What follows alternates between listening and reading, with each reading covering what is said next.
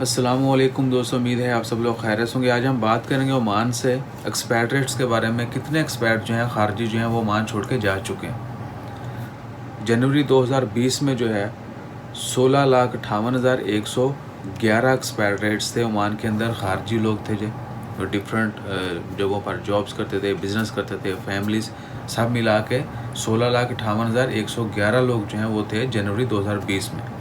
अभी जुलाई एंड तक, ये अगस्त का महीना है, 24 अगस्त 2020 सोमवार का दिन है आज। जुलाई एंड तक जो है वो तादाद कम होके 14,97,111 हो गई।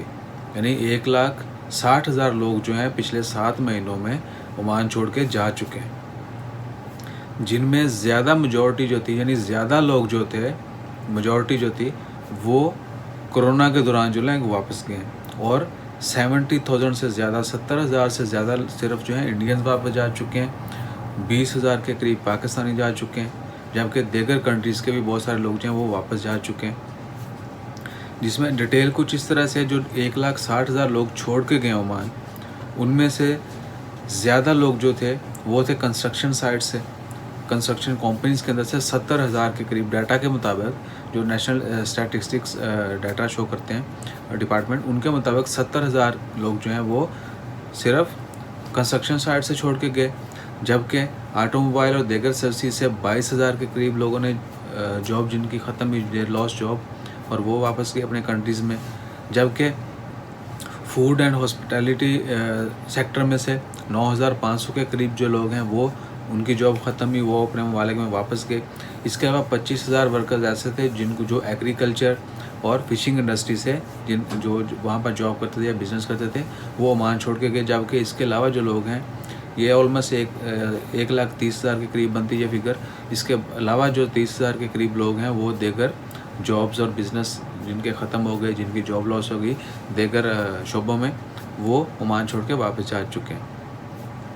और मेजॉरिटी जो है बहुत ज़्यादा लोग जो हैं, ये 1,60,000 तो बहुत कम है, इससे बहुत ज़्यादा चंद मज़ीद लाख लोग जो हैं वो जॉबलेस हैं, बिज़नेस ख़त्म हो चुके हैं, और वो सिर्फ वेट कर रहे हैं ओमान एयरपोर्ट ओपन होने का।